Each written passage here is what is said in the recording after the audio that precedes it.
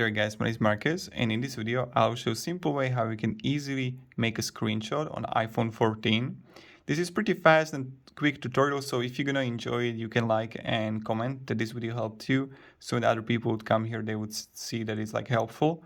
And what you want to do, you see the volume up button, and then on the right side you see this button too. And what do you want to do? You just easily click on both at the same time. And then you're going to have the screenshot right here.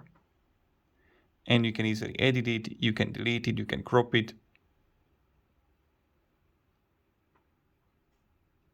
Delete screenshot. So again, on a top button, and voila, I got a screenshot. Then you can find it also in gallery. So if this video helped you, you can easily write down below in the comments that it was helpful. So when other people would come here, they would know that it's like all right. So thank you and have a great day and goodbye. See ya.